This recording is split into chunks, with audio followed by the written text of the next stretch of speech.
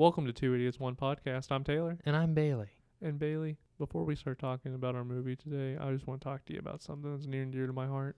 Okay, what do you got for me today? Summer camp. Summer camp? Yeah, you ever been to summer camp? I went to a summer camps type thing once when I was like 11, and the first night that I was there, I had them call my parents to come pick me up because I was hot and not having a super jolly good one. Okay, that's maybe the most depressing thing I've ever heard in my life. Yeah, the only time I've ever been to camp, I was there for less than 12 hours before I was crying, begging them to call my parents to come get me because I was miserable. Okay, well, mine wasn't really a happy story either because I've never been to like actual summer camp, you know? This wasn't a summer camp. It was just a camp-like thing. Yeah. Right, because I think that summer camp would involve like various activities like archery, canoeing, stuff like that, you know? Campfires, ghost stories. Yeah, going out and having a sleeping bag session or whatever when you're like out in the wilderness. Like the like Jason sleeping bag sessions. No, that's totally different. Not relevant. But I went to like a church camp type thing, and for a week that was the first time that I was actually on my own, you know. And this was like 6th grade, so I didn't really understand the concept of food all that well. So my parents gave me, it was my mom, gave me a limit of what, like, not like a limit, but a amount of money that I could spend on like food and stuff, right? So I, for some weird reason, thought the best concept would be to not eat the food that was provided and just load up on like, you know, chicken wings and candy and soda. That's not a good idea. Oh, it wasn't a good idea because for 5 days, right? So we slept on bunk beds. Okay. And I was on the top bunk, and I will never forget it because I remember I sat up the last night. It was literally the last night. Nothing had happened, and I just like bolted upright, got wide-eyed, leaned over the railing, and threw up everywhere. That's embarrassing. I was super embarrassing. Everybody like wakes up, and I'm just like dying everywhere. It's all coming out of me. It's a week's worth of food that it was really bad for me, just, you know, everywhere. And I don't know, but I was making this noise too because like I don't know if you've ever heard me throw up, but it's not pleasant. So I don't have any memory of hearing you throw up, but based on our personal histories together, I'm confident I've heard you throw up plenty of times. Yeah, probably. It's something like like that, you know. That reminds me of today's movie, actually. Oh, okay. I like how you just jumped into that. Don't want to have this conversation anymore. No, I'm sorry. Continue. Oh no, it's okay. I was just saying like how embarrassed I was about everything because everybody like jumps up and they, you know, have their flashlights and are looking at everything, which was vomit everywhere. And yeah, that was a really embarrassing time for me, and I don't know why I did that, but like summer camp was not fun for that reason. And that's why I don't think I ever went to like an official summer camp, was just because of that. Because I'll never, I don't know. Most people say that when you hear me throw up, you never forget the noise. That's funny. So, but yeah, what movie are we talking about today, Bailey? Since you're just gonna jump into it. Well, no. So that noise that you're making reminds me of the noise that Felisa Rose made in Sleepaway Camp, which is today's movie. I'll love me some Sleepaway Camp. It was written and directed by Robert Hiltzik, Don't even know who that is. the writer and director for Sleepaway Camp. Well, no, I know that, but like I know. I'm just being an asshole. being an asshole. Okay. Yeah. So, You okay? You got a little burpsy there? no, I was trying not to make the noise again, and then I think I just like burped a little bit. And it kind of, I don't know, it came out weird, but I didn't want to do it directly into the mic, so No, I feel that, brother. I apologize for that awkward little introduction. But anyway, you want me to do a 5-sentence summary on this one? Yeah. So I'm going to do this one with quotes from the movie. You're going to use movie quotes to do a 5-second summary for the movie? Well, Or 5-sentence summary. 5 sentence. I'm sorry. I don't know why I said second. Yeah. Okay. You ready? Yeah, hit me with it. Look at all them young, fresh chickens. I don't know if you can say that, but continue. Yeah. Eat shit and live, Bill. Why do you have to kiss so wet? I got him. Just like I promised you, Meg. And which isn't really a quote, it's just me making noises. But I think that sums up the whole movie. I mean, surprisingly. Yeah. I picked some quotes because those were also some of my favorite quotes from the movie that were absolutely ridiculous. But we'll get into that later. Everything about this movie is ridiculous, and that's why I love it. Oh, so if you were to rank it on a scale from 1 to 5. So I actually feel like I usually go first, so I'm gonna deflect to you this time. Oh, okay. I thought it was just the natural way of things because you brought it up, and I was just jumping on that train. No, I feel you. It's normally it would be me, but I'm feeling like hearing what you have to say first. So I have 2 scores for this one. I have an actual score and I have a me score. I'm gonna call it the me score, right? Because I give this movie a 5 out of 5 because it is ridiculous. Like it's a really bad movie, which is why if you don't look at this from a fun perspective, then it is easily a 1 out of 5. Like it is a hot piece of garbage. But if you go into it thinking that it's going to be a fun movie that's absurd and really dumb, and so when you watch it, it's a lot more fun, easily a 5 out of 5 for me. Okay, and what's your general score, your overall like audience score? 1 out of 5 easy. Like it's not a good movie. It is really bad. It is a blatant ripoff of Friday the 13th, which I think is a better movie. But yeah, no, I give it a 1 out of 5 because it's not a good movie. There is some horrible acting in it. And but that's why I love the movie, because of how bad it is, because it's not good. So yeah, for general audience score, 1 out of 5. But if you go into it knowing that it's a stupid movie and you're looking for a fun time and it's just one of those that you're like, dude, you have got to see this movie, easily a 5 out of 5. Unbelievable. Okay. Judging by your facial expressions, you do not agree with me. So what would your score be? So my overall score for like general audiences and personal score is a 4. Really? Yeah. So hear me out on this. I agree with Okay. you that it's very campy. It's pretty typical. It's got a lot of elements that are like could potentially be perceived as ripoffs of like previous movies, including like the first person like kill cams at times, which was done before this in Halloween. And the whole concept of a camp massacre or whatever Right. was done before that. Right. Yeah. So I'm not saying that it's like a wholly original idea or anything like wild or crazy like that, but the acting is, you use the word bad. I would say that it was over the top and campy, but I think that's a good thing. No. I think that the practical effects were good on some of the kills. I say some of the kills because some of the kills didn't look good, but there were some that were like really spectacular, which I know we generally don't touch on right now. Yeah, we'll talk about that in the review. But I would give this a 4 out of 5 for general audiences and myself, as long as you recognize that it is a campy movie. Like, it's not supposed to be scary. It's not supposed to be anything like that. It's supposed to be funny and shocking. Yeah, it's an absurd movie. And that's why it's a 5 out of 5 if you go into it knowing that. Right. But, I mean, no, if you go into this looking to, like, have your, pants scared off or something like that, you're not going to have a good time. But if you go into it knowing that it's a campy, fun horror movie that's, campy fun, then you will enjoy it immensely. And for those of you that are wondering what the actual movie is about, it is set in a camp. It's a Camp Airwalk. And basically it follows a boy whose name is Ricky. Not Richie. It's not Richie Rich. It's Ricky. I'm sorry. I don't know why I said that. Like Ricky Jarvis? No. But it's got Ricky and his cousin Angela, who are going to a summer camp. And Angela was in a really bad boating accident with her brother and father, who did not make it. And that's why she's living with her cousin. And Angela finds love. Angela finds hate. Angela just ends up getting fucking weird with things. But that's okay.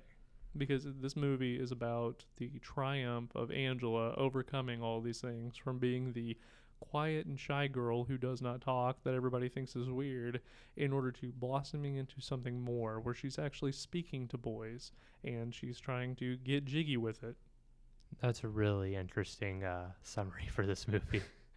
Yeah, if you look at it from that, it's literally the story of overcoming trauma, the trauma of seeing your brother and father die and live with your really crazy aunt. So we're not really doing like spoilers right now yet, are we? No, we're not doing spoilers. We'll save the spoilers for the end because like I want this. This is one of those movies that you have to go in order with it because of the ending. Right. I mean, I agree that it makes more sense to do Yeah. it that way. But I just want to like say, since you brought up the mother, Yeah. in the very opening scenes with the mother, you can tell she's like mildly unhinged, and I think that's fine. That is an understatement. Well, at least mildly unhinged. She could be severely unhinged, but it's at least mild, and that much is like glaringly obvious from the opening scenes of this film. So what are the opening scenes of this film? Well, so the very opening scenes are, it's Angela and her brother and father, presumably, Yes.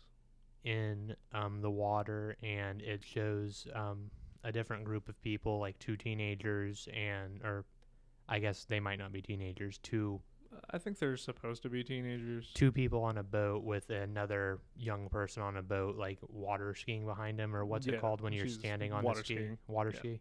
Yeah. So water skiing behind them, and they're arguing over who's going to be the driver. And eventually what happens is the boat, because they aren't paying attention, hits the father and the brother of Angela. And I guess Angela is also hit. Yeah. Don't worry, I have a quote from that one. Somebody please help them. The boat. Look out for the boat. There's a boat. Oh my God. Yeah, I wrote that down because it was so over the top and stupid. So I agree with over the top, but I wouldn't use the term stupid. I would use the term campy because it was fun.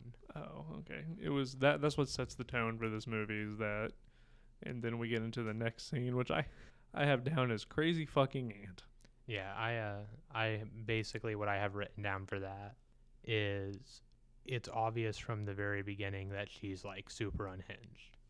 Like Well, just in the way she's talking and how she's like, I'm a doctor, so I can, write these notes. Like, don't tell people how I gave you your physicals, but I've got them right here, but I'm a doctor, so it's okay. Did you get all of your apples or did I pack them? And for those of you that are listening that have never seen this movie, if you don't want to see this movie, I highly encourage you just to watch the part with the aunt and her acting because it is spectacularly bad. I feel like the director was literally like, I want you to just be over the top psychotic because she goes, oh, I feel like there was something I was supposed to tell you, but oh, I wrapped a piece of twine around my finger to remember. I have your physicals here, but don't tell them how you got them. But I can write them because I'm a doctor, you see. Ha ha ha. I mean, so I didn't realize, like, you're not looking at anything. I didn't realize you had that scene basically memorized because that's exactly how it is. Yeah, because it's so over the top and like stupid. I think it's fun. No, it is, but that's what I'm saying. Like this, I feel like stupid is such a derogatory word to describe it when campy is a better word. okay, fine. It's a very dumb, campy movie. So you're using dumb. I don't like. I feel like that's rude. Okay, I'm sorry. The movie, I like the movie. I know you do. I know you do. But it's absurd. The ant is absurd. Is that a better word? Yeah, absurd is certainly a better word. I don't know. I feel like it's fun. I feel like it all goes well.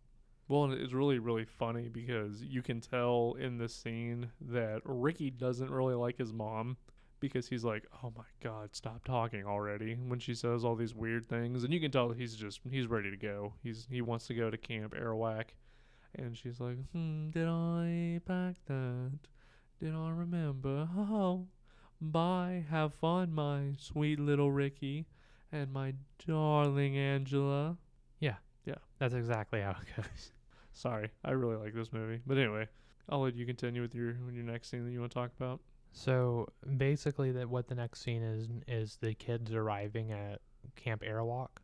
You mean, look at all them young, fresh chickens. Where I come from, we'll call them baldies. So, yes. So what Taylor's quoting now is there's a very apparent child predator in the opening scene when they arrive at Camp Arawak. Yeah. Arawak. Well, they never actually say it. You just kind of read it. So I'm not really sure if it's pronounced Arawak or Arawak. Camp Arawak. I have no idea. But yeah, so it arrives. There's like a clear child predator doing child predator stuff or saying child predator stuff. He isn't doing anything yet. But nobody stops him because so literally, and I wrote this down because I thought that it was absurd. Was the cook's name is Artie? Yeah. So Artie, look at all them young fresh chickens. Where I come from, we call them baldies. And immediately after he says that, Ben, who was one of the other cooks, and he's older than Artie, he goes, Artie, they're too young to even understand what's on your mind. Ha ha ha. Yeah. Well, so that's something that I thought that would be fun to talk about, or fun might not be the proper word, but interesting at least, Mm-hmm. is how, like, clearly, like, what we would consider these guys predators. Or maybe not these guys, because the person who just acknowledged that he was being a predator didn't actually do anything. No, I think it's just Artie. Right, but, well, I mean, also the other head counselor dude is kind of a predator with Meg.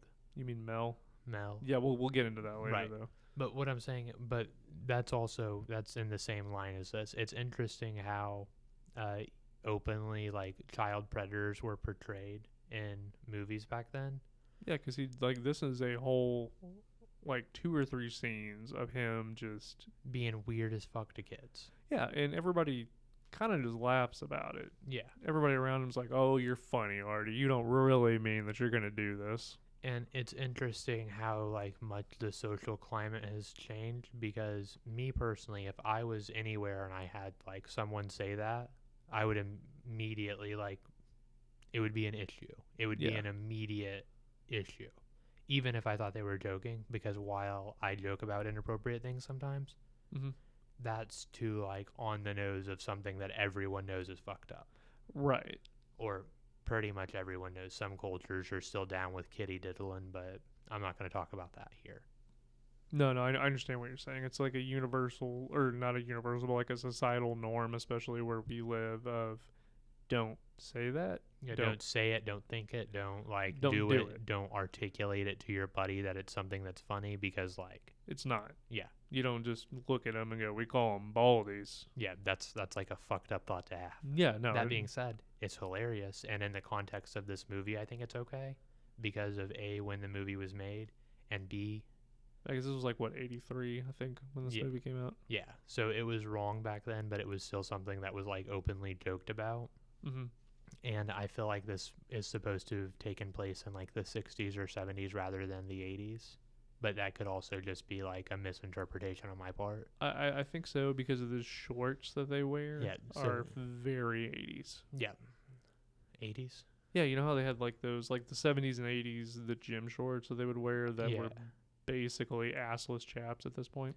But I want to just finish my thought so Yeah, that go ahead. it's not, like, isn't misinterpreted, because where we ended it was weird. Right. But I think it's okay for the context of this movie because of the time period it was made, and because that motherfucker gets what's coming to him. You know Oh, what yeah. I'm saying? Like that's not the next scene, but that's about 2 scenes away.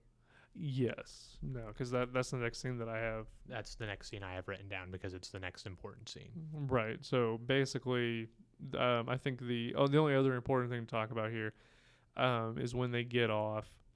What's his name? Ricky and Angela are walking down, and Ricky's talking to Angela about something, and then all of a sudden, what's his fucking name? Paul comes up, and Paul says to Ricky, "Have you seen Judy?" And he goes, "No," and he looks at her and goes, "Oh, she's got some," and then makes the gesture that she has, some huge melons. And I think that is important because it introduces Paul's character Yeah. as kind of a sleazebag. Kind of. Well, I mean, he's like a horny 13-year-old. Yeah, no, he's a horny 13-year-old, so he's not trying to be like, but he's a sleazebag, but still. And it also introduces Judy, which we'll talk about. Yeah. I mean, wait, I just want to defend his behavior for a second. Well, he's a horny 13-year-old boy. Yeah. Do you remember how you were when you went to school and, like, you started noticing people in puberty? Like, I remember for me, it was like the episode of South Park where they're just like, hoo, hoo, hoo, hoo. Yeah, no, that's what it was. It's, this instant, like, oh my God. Yeah, so you know what he's experiencing. That's not weird. I don't know if you can call a 13-year-old for a sleazebag for being horny. Yeah, That no, he seems like- definitely is because of what he does to Angela. I mean, he's a shitty person for Yeah. sure, but But he's a horny teenage boy. You can't use horniness as a justification for him being shitty. It's because he's shitty. No, it's because he's a 13-year-old boy. I don't know. I don't think I would have been like that at 13. Maybe. I don't know. It's hard to say. Continue. I don't know. I think that 13-year-old boys are, dumb. Yeah, for sure. And we do dumb things. And we think with our dicks more than anything because hormones are raging. When I was 13, I didn't think of anything. No, I mean, that's definitely understandable. But anyway, let's talk about Artie's death. So before we talk about Artie's death, we should talk about the scene that we are supposed to be led to believe that caused his death. Oh, yeah. So to set up that scene, Angela's not eating or saying anything. So Ronnie, like the head camp counselor dude, who's not Mel, because Mel's like the camp director. He's like the owner or like producer or some kind of chairman or something. Yes. But yeah, so he comes and he sees that Angela's not eating and he's like been informed that she's not eating. So he basically goes and talks to her and he's like, hey, I noticed that you're not eating. Do you not like the food? I can take you back to the head chef and we can get you some like food to eat that you like. We can get like ice cream or something. Yeah, because that's what he thinks the issue is. And then he hands her off to Artie, which we've just discussed as the like child predator. And if it wasn't abundantly clear, it becomes abundantly clear when he puts his arm around her and goes, we'll find you something that you like. So find you something real nice. Yeah, and then takes her into the private walk-in and starts unbuttoning his pants. Because the walk-in's always got something. Yeah. Yeah, and then he starts unbuttoning his pants, and that's when Ricky realizes that Angela has disappeared and gets the info from... Oh, I have her name wrote down. I can't remember it. I just call her the Queen Bitch. Yeah. Well, I mean, I don't think the name's... Yeah. Yeah. Meg, who is... Well, actually, the Wicked Witch of the West, I think is what they call her. But she says that if she... Well, what is it? She's with Artie, or she went to the walk-in to go get food. And if she talked anymore, then she'd be dead. Or something along those lines. It's really weird. It was if she talked any less, she'd be dead. That was it. And then Ricky, busts in there as he's about to, do his child predator thing. And he's like, what are you doing? And that's when he, like, shoves him up and says, you don't say anything about this. You hear me? Yeah. However, I will note, on screen, there's no actual, like... No.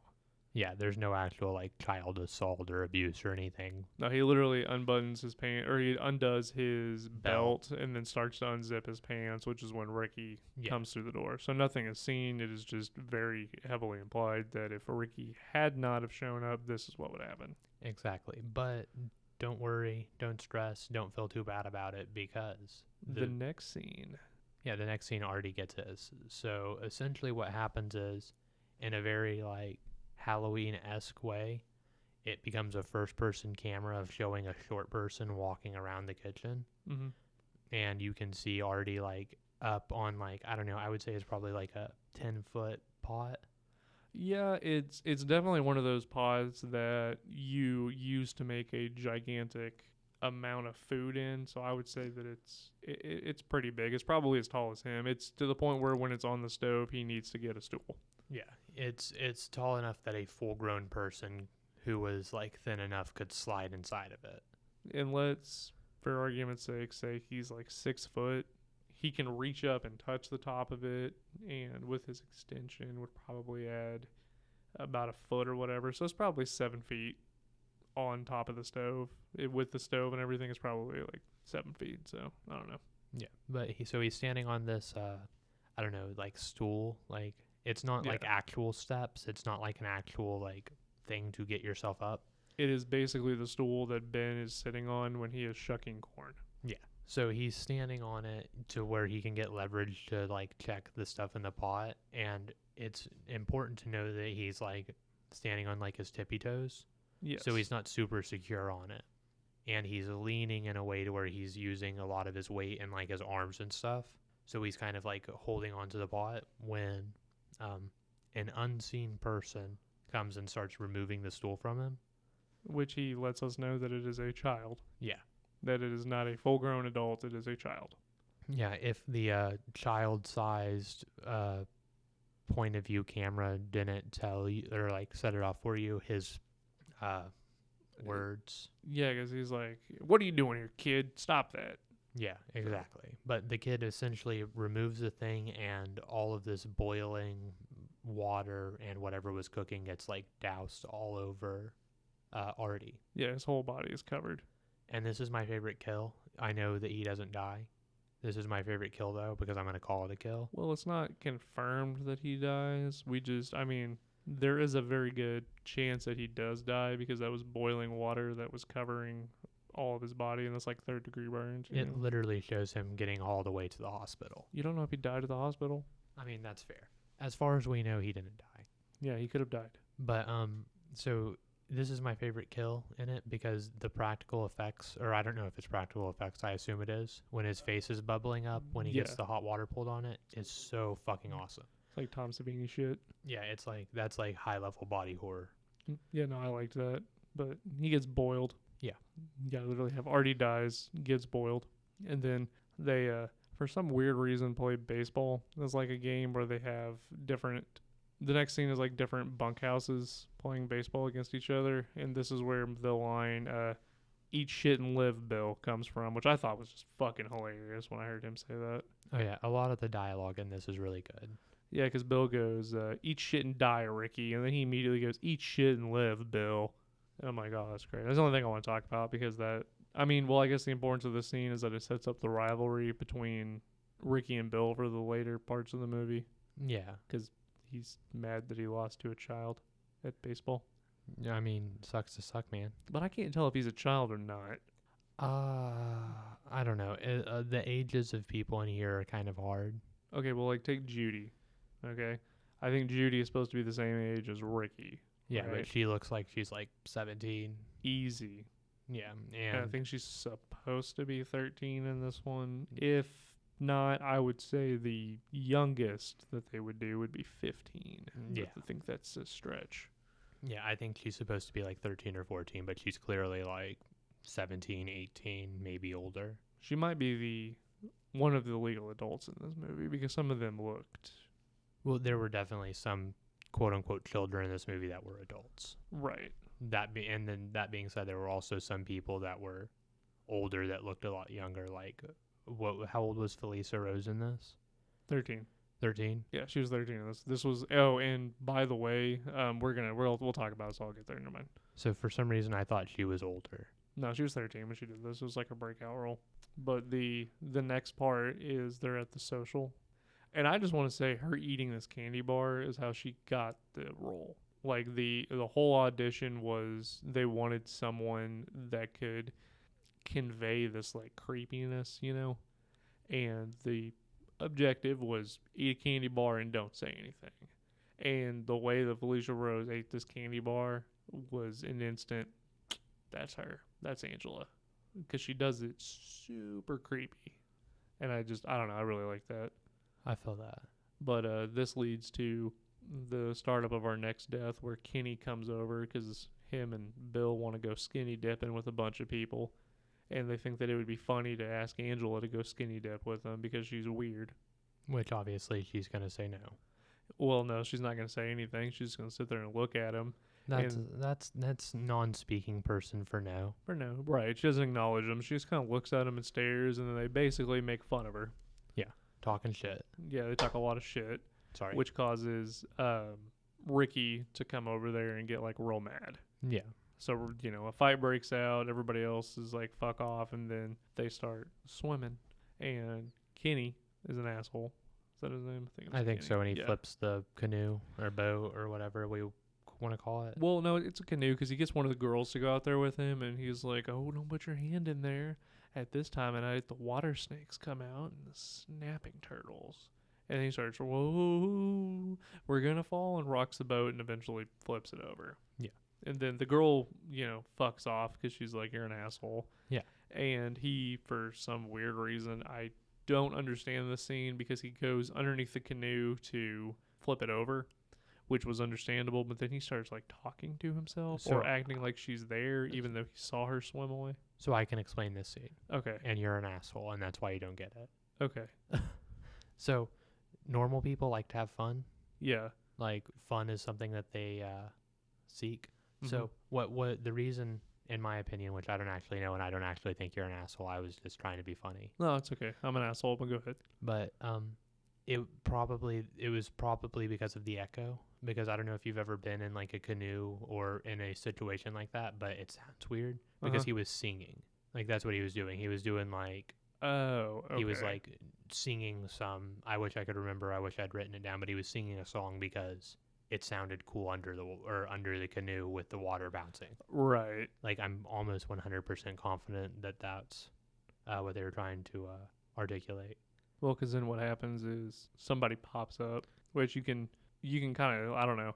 At this point, it looks like somebody pops up basically, and he's like, "What are you doing here?" And then all of a sudden, his head goes down, and he doesn't even try to fight Yeah, so that's something. This is my least favorite kill. because he just goes, "Ah." It doesn't make any sense, especially after the reveal of who the killer is, which I'm not going to reveal it now. Well, no, it doesn't make any sense, especially when you consider the fact that when the kid's body is getting hauled away because it gets found the next day, Ronnie goes, I really thought that kid was a good swimmer. Yeah. Because even if your head is being held underwater, if you're a good swimmer, you probably wouldn't panic in that situation as much as he didn't even panic. He kind of just accepted it and moved on with his life. He was like, "Oops, I'm dead." Yeah, no, it doesn't make sense. No, that one doesn't make sense at all. But then, Paul and Angela start to get a little friendly Frisky. with each other. And Judy doesn't like this. That'll be relevant later. Because Judy's a bitch. Dude, she's just super jelly and needs the attention. Oh, but one thing I do want to talk about is when they prank Mozart. Prank Mozart? Yeah, when they fill his hand with with shaving cream and then tickle his nose, and his like immediate reaction is to to grab this his knife. is to grab his knife and fucking stab him. Like there is no like, "Oh, you're a dick" or anything. His immediate reaction Is fuck you. is "fuck you," grabs the hunting knife and then chases him around the cabin. Yeah, it was really silly. Yeah, I was like, I just wanted to bring that to attention because it was like, why does this kid immediately choose violence? Yeah, no, it was super, super silly. So then the next memorable thing would be when, or is there anything that you want to talk about? Because I was going to jump to the water balloons.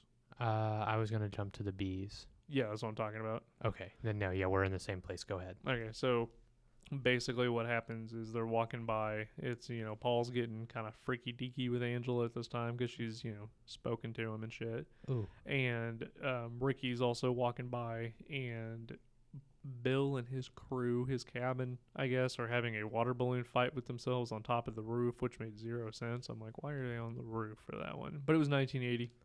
It's a different time back then. They're having fun. Yeah, they're having fun on the roof. So then they see Angela and think that it'd be funny to pelt her with a water balloon. Which it would be. Yeah, it would be funny. But that causes Ricky to go, like, completely fucking Mozart is what I'm going to call it, where he's like, "I'll fucking kill you. I'll kill all of you." And, Mel's, like, restraining him. Real emotional. He gets, like, super emotional. But then after that, Bill's like, "I'll catch up with you guys. I got to go take a mean fat shit." Yeah. And I'm like, dude, I don't need to know that. But he grabs a magazine and sits down. And then you see Mozart's hunting knife rip open the screen. And he's like, "What are you guys doing? Can't you take a shit in peace?" So, this is something I want to talk about because he gets the board is placed over the door. Yeah, the broom handle. The broom, I'm whatever. sorry. Well, it's a stick that looks like a broom handle. I don't know. It doesn't really matter because the door's locked. But, so, he ends up breaking out. Like, I'm sorry, I'm just way jumping ahead. Yeah. No. Okay. So basically, somebody sticks in a beehive on a stick in the hole of the screen and shakes it while this dude is pooping. Right. And then, he's trying to bust on out of there, and he can't.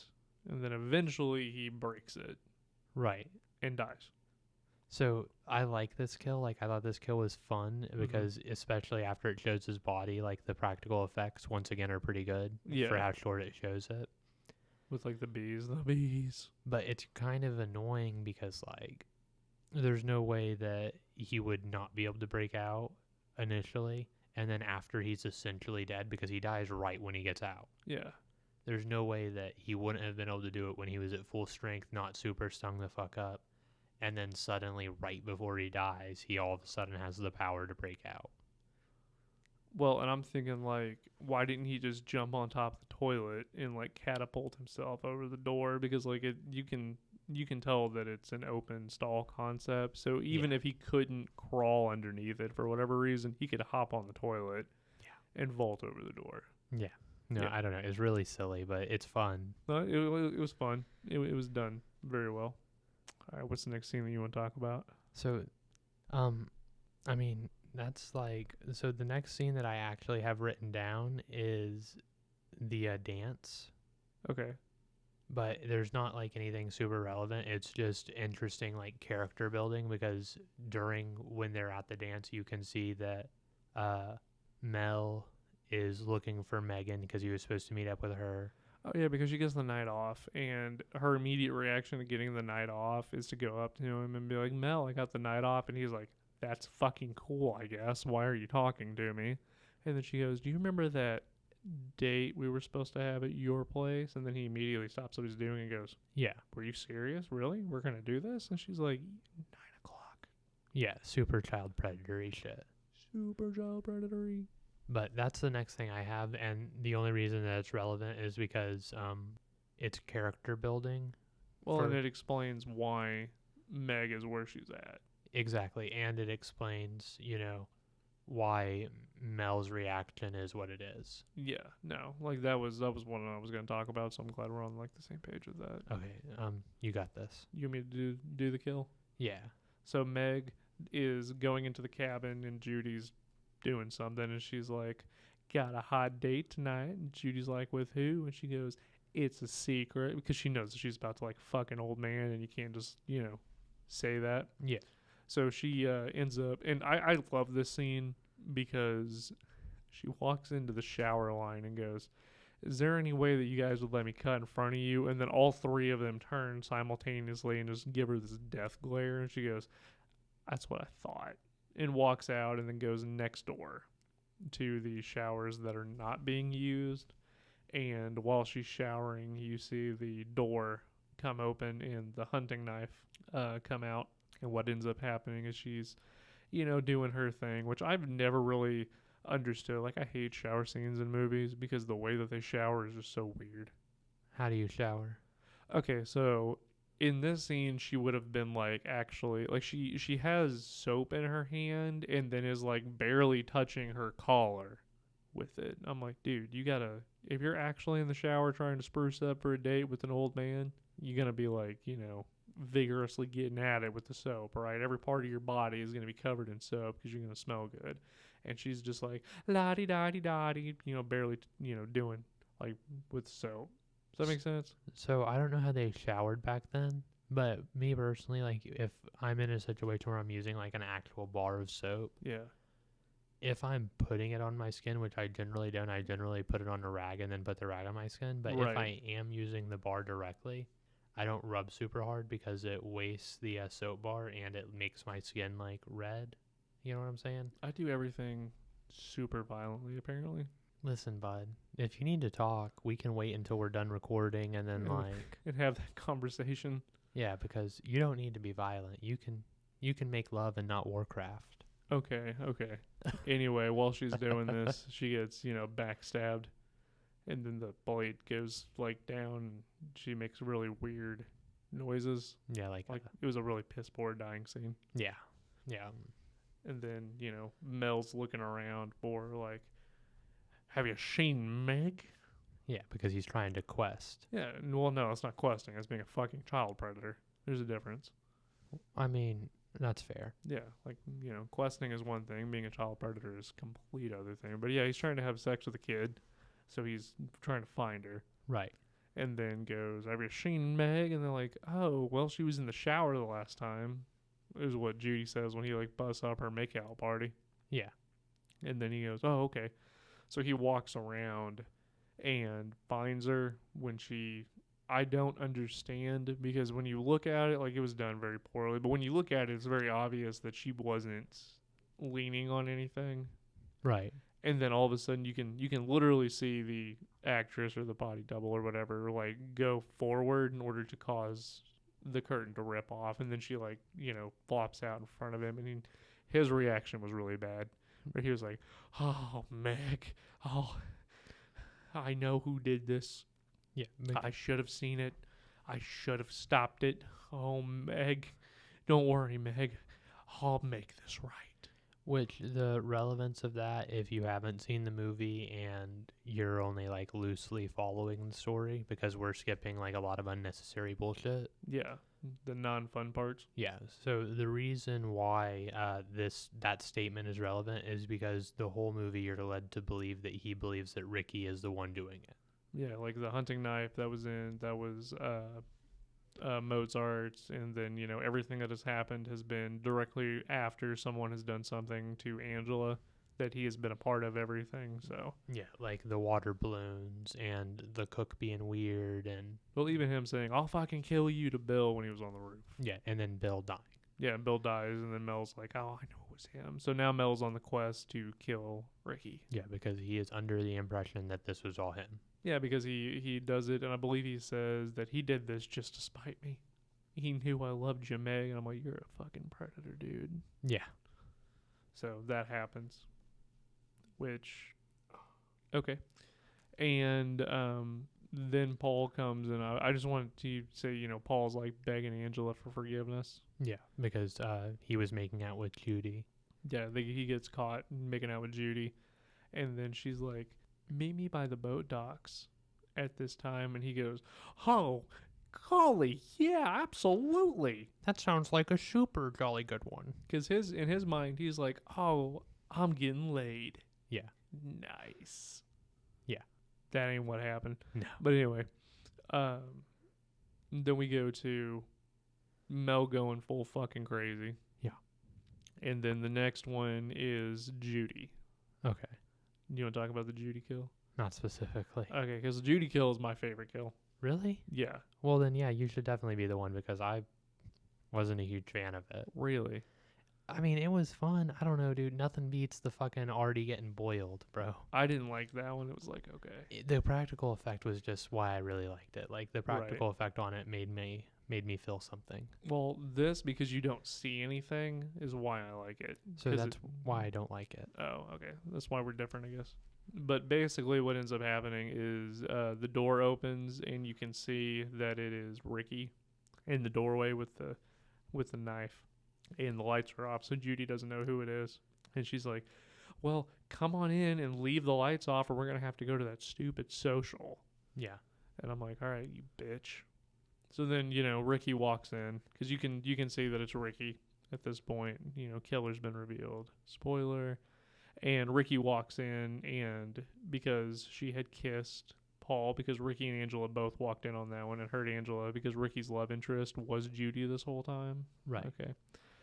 What ends up happening is she goes, "Oh, it's you. What do you want?" Which is kind of how she's been treating him this whole time. And then he just like one punched her, knocked her ass out, and then puts a pillow over her head. And she was using a curling iron, so he grabs her, puts her up, and then uses the curling iron to kill her. And I'm not going to describe how he does it. I'll let you use your imagination because it doesn't show anything. But he has a pillow over her head, and her hands go in the air, and she screams. And she wasn't wearing any pants. So what do you think he's using the curling iron on? Well, there's a song by Cannibal Corpse called "Fucked with a Knife." Oh. So I wrote this down. Fucked with a curling iron. Oh. Yeah, so that's how she dies. It doesn't show anything, but and that's what I think I like about it, is it doesn't show it, but it makes it 10 times worse not showing it, See, I feel like if they showed it, it would be worse. No. I feel like it would be a lot worse. No, I feel like making you think about it is worse than actually showing it to you. I think if they showed it to you, you'd be like, "Oh, okay." But the fact that you don't see it and now you're thinking about it like, "Oh my God, is that how that would work?" It just makes it worse. Now you're going down the rabbit hole. See, no, I feel like that's wrong because when I think about it, I just feel like there's not enough information to know what it would actually be. I mean, yeah. I guess you like to see it, and I don't. I like to use my imagination. I mean, with some things, like, imagination only does so much. Yeah, I can only imagine dragons sometimes. Yeah, imagine dragging these nuts on your face. That was good. That's not my joke. I don't know where it's from, but it's not mine. Oh, so the next thing that I have is Ben being a fucking idiot. So the next thing I have is the end scene. Oh, okay. So I'll talk about a couple of things. Okay, so the next thing that I have is Ben's a fucking retard, Yeah. and he leaves this group of kids out camping alone. And then you see the POV shot of like the hatchet, and we're like, oh, okay, all these kids are about to get fucked up. Mel finds Ricky and beats the living fuck out of him and goes, I got him, just like I promised you, Meg. Yeah. And then he finds out that it couldn't have been Ricky. No, because he goes, it was you, and then shot through the throat with an arrow, Yeah. which was a classic Yeah. Friday the 13th kill. And then The Friday the 13th version was better. it was, but that's not the point. And then, Ben gets back and, as in wise words, the system of a down, chop suey on the remaining kids. And then we can talk about the ending, because everybody's going into a panic because there's a killer on the loose. It's very obvious. People have found, bodies, and Ben's been like, I left the kids alone, and now they're, chop suey. So everybody's in a panic. And Ronnie, and I don't know who the other person is. She's been kind of irrelevant, but Ronnie has been through this whole thing. Ends up going to figure out where this noise is coming from because they hear something. So I'll let you describe the last scene. So the last scene is controversial. The first time I watched this movie, the final scene made me very uncomfortable. So the first time I watched this movie, I didn't know that the ending was controversial. I had no knowledge of it. I knew that it was when I watched this movie the first time, it was a must-see horror. You know what I'm saying? It was like all of the groups of like Facebook I was in and all of the like horror stuff I'd read said, if you're into slashers, if you're into campy stuff, you have to see Sleepaway Camp. Yeah. But I never knew what the ending was. So the ending, it pans over and you see Angela screaming. Well, no, because I want to set this up. Oh, well then. Oh, well, No, we'll get, okay. Yeah, you're okay. You're okay. You can set it up better than I could, for sure. So Angela tells Ricky to take off his clothes and smiles, and, or Paul, not Ricky. And Paul's like real excited at this point. He's like, oh boy, we gonna fuck. And then it shows, Angela butt-ass naked, cradling the butt-ass naked Ricky, and she's like stroking his head his head, right, his hair.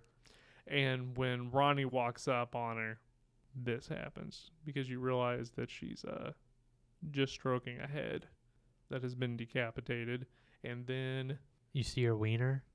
What? Yeah. With the great line, "It's a boy."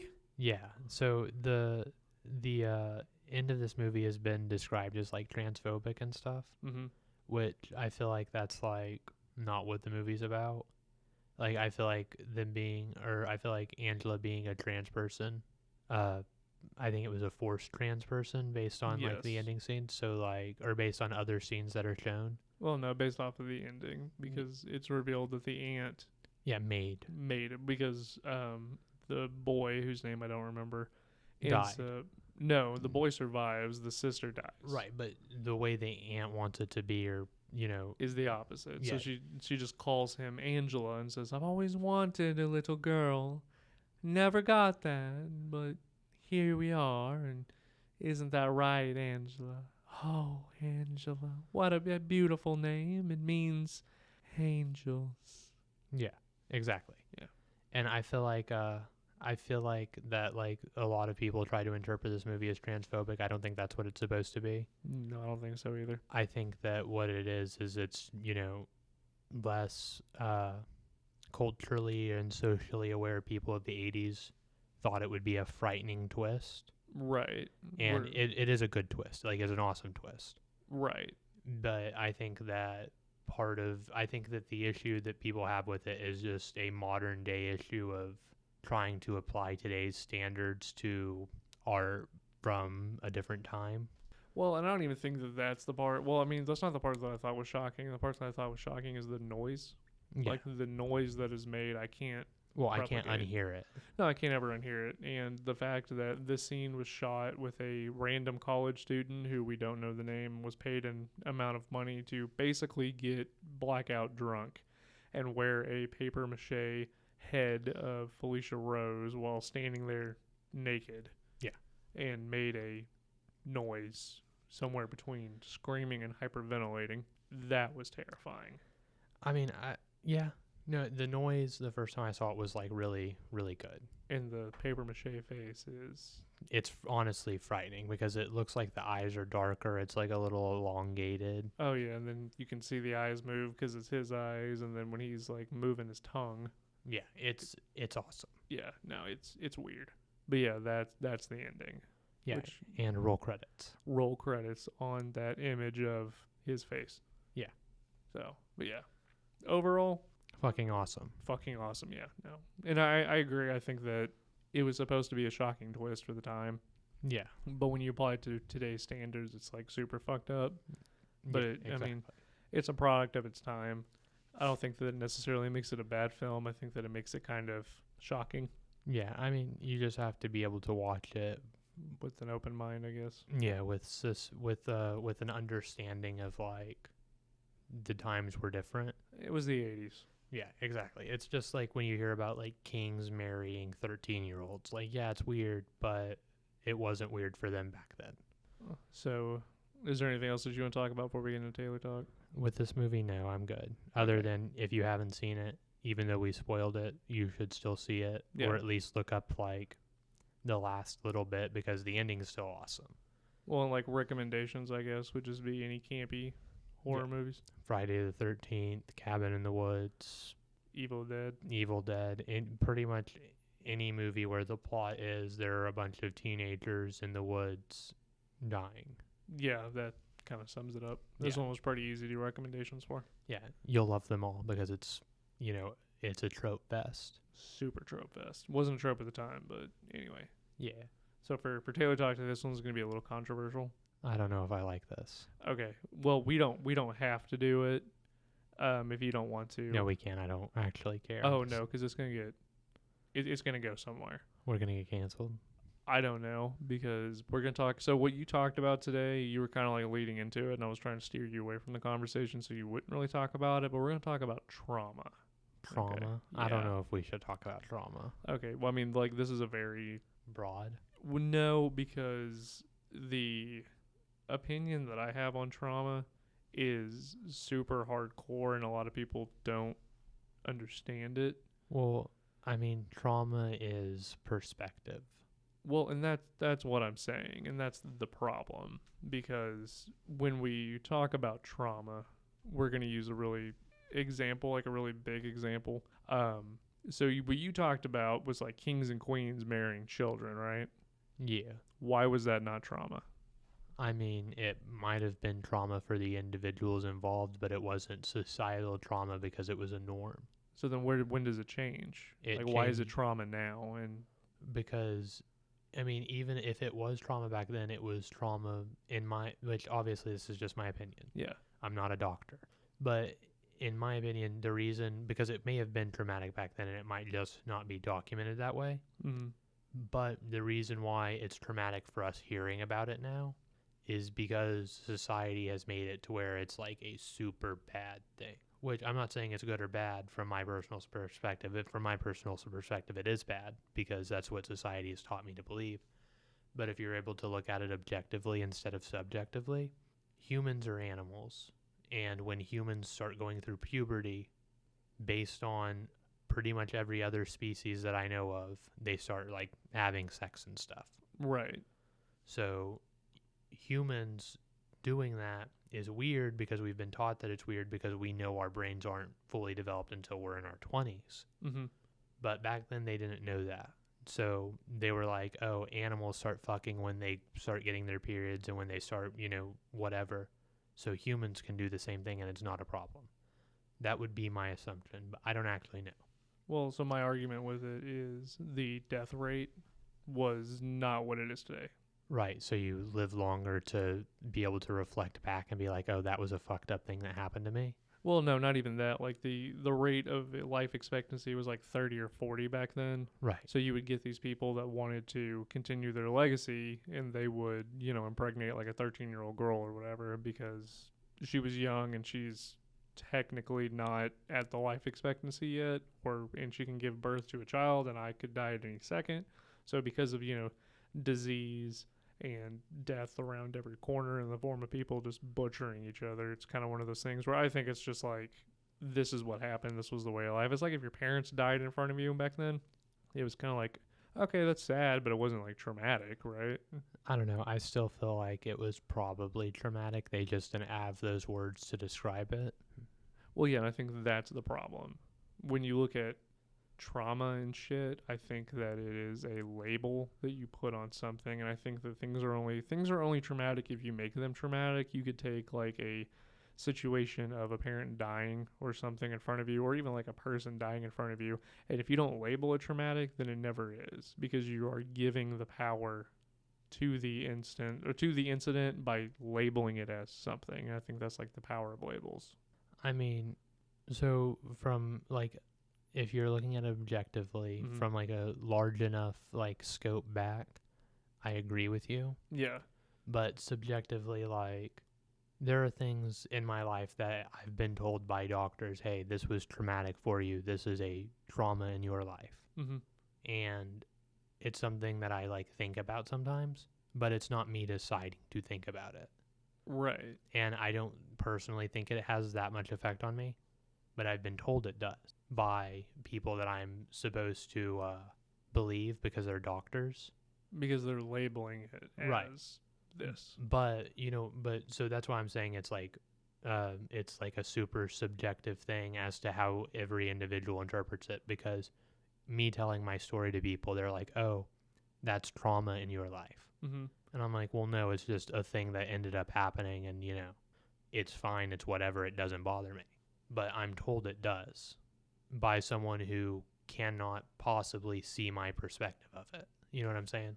Well, I think it's like the stoic way of thinking, like stoicism. No, I don't think it's like even particularly being stoic, because events of everything affects someone differently. Right.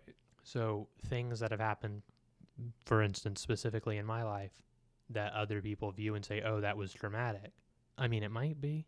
It might be traumatic if it had happened to you, but because it happened to me, it's just a thing that happened. Doesn't. Well, yeah, it's like the stoic principle of you're not letting it define you. Well, I mean, I don't even think it's a matter of letting it, because I don't think that it's I don't think it's a choice that someone makes. I think that some people, it's, this affects me, and other people, this happened, but it's just a thing that happened. It doesn't define me. Right. It's like, whatever. Yeah. For example, my sister, as some of you may know, my sister's in prison. We lived basically the same life. Like, right. Up until, when she started doing hood rat stuff, and I was like, oh no, dog, maybe don't do that. Right. So it was, I'm not saying that it was her choice to, become like she is. But what I'm saying is the bad things that she experienced, I pretty much experienced the same bad things. And for her, it was trauma, it was negative, and now she is who she is. For me, it was just a thing that happened, wasn't traumatic, I'm fine. And I think it's just the different way that people subjectively view events. And I guess that's what I'm trying to get to, is my thing, because trauma is subjective to everybody, and it's different, but it's more of what you label it as. And like in your situation, it was traumatic for her in a different way than it was for you, but you didn't let it affect you. Well, so see, that's the thing. I think that even without a label being on it, like, we're using the word trauma. Yeah. But we could call it, the big sad. Right. So, or I mean, I guess that's not necessarily right. We could call it negative feeling. So, I watched a movie, I see someone die, I get no negative feeling from that. It's just a thing that happens. Right. Someone else watches same movie, sees person die, they get negative feeling that affects them. They think about it all the time. They can't stop thinking about it, even though they don't want to. But me, I never think about it again, because it was just whatever until someone brings it up and they're like, oh, did you see this movie when this happened? And I'm like, oh yeah, that was cool. I remember that. And then someone else hears the same thing and they're like catatonic, and they're like, oh no, that makes me feel, whatever. Right. When it's the same thing, experienced the same way, but it's two different interpretations, I don't think it matters what label you put on it. I think that will always be there. So do you think that you choose how it affects you? No, I think that it's entirely it's entirely like hardwired into you, like what affects you and what doesn't. Like, I don't think it's a choice, because I don't think anyone would choose to, unless they want a lot of attention. Right. Unless they want a lot of attention, I don't think anyone would choose to have negative things in their life like that. Well, so I think that it's the way, like, you can choose how it affects you. I mean, please justify it, because I disagree, but I don't know why you think that. Because you are in control of what happens next, right? So if something traumatic happens to you, that like your parents die in front of you, like you're Batman or whatever, right? Right. The way that he coped with it, I don't even like using that word, is he became a vigilante, Right. right? He chose to do that. Or he could have chose to let it affect him and control every aspect of his life. Well, no, he chose to let it affect him and control every aspect of his life. That's why he became the Batman and used that initial pain as the source of his power. Yeah, but why didn't he turn into a criminal? Because he made the choice of how to handle it, but it affecting him and it being the only thing that drove him throughout his life is, see, that's the thing. That's what we're talking, or that's what I'm talking about. Yeah. What I'm talking about is Batman seeing his parents get shot. That sticks with him forever. That is the driving motivation behind his actions. Just a catalyst. Yeah. Yeah. Regardless of if he's a supervillain, if he's a superhero, if he's a vigilante, whatever. It affected him. Yeah, it affected him. It is the reason why he did X, Y, or Z. Okay. What I'm saying is, for him, there is nothing that could happen that would make it to where that wouldn't affect him like that. You know what I'm saying? Right. Because of who he is intrinsically affected by that. It is, for him, a trauma. However, someone else seeing their parents die, which I'm not speaking from experience because I don't know, could see that and be like, oh, fuck, that sucked. Right. And then they could go to an orphanage and they could never think about their biological parents again. They could be like, oh, yeah, I had parents once, but who gives a shit? This is fine. Yeah. And it depends on how you interpret it. Yeah, and it's entirely based on you as a person. Like, I don't think there's anything like else there. Like, I don't think that it's someone choosing this or that. The only exception is something happening and someone blowing it out of proportion for more attention. Right. Okay. No, I agree with you. I don't know. I just want to see if we could take this like another direction or something. No, like I agree with you. No, I mean, this is a cool direction. I don't know if it's the right episode for something for something like this, but right. No, I don't know. I thought about it while we were talking. I was like, I think we need to do it. So I was trying to, I don't know, steer it in a direction or try not to, but we'll play devil's advocate here. I feel that, but no, I just want to say I'm not a doctor. Everything I've said is entirely my opinion based on my perspective. Right. And, you know, if you take the shit I say seriously, then you're fucking stupid. And my actual opinion on it is trauma is a thing that affects people, but you choose what to do with it when it affects you, like how you handle it, right? I mean, that's fair. Like that's my actual thing. Like, but I'll sit here and tell you the trauma is not real. No, I know, because it makes good content. Makes for good content, yeah. But no, I just wanted to. So I want people to like think I'm a heartless asshole or whatever, even though maybe I am. I don't know. No, you are. No, I am. So that's fine. But yeah, trauma's real. But I mean, I agree with you in what you're saying. But I think the main thing that we agree on is what do you do with it? Yeah, you should use it to spread your stomach out so that you can consume all of the Taco Bell that ever has or will exist. And on that note, this has been Two Idiots, One Podcast. I'm Bailey. And I'm Taylor. And thank you for listening. Have a super jolly good evening. Unless you don't want to. Or have a good day, depending on what time you're listening to this. Nope. Good evening. Bye-bye. Bye.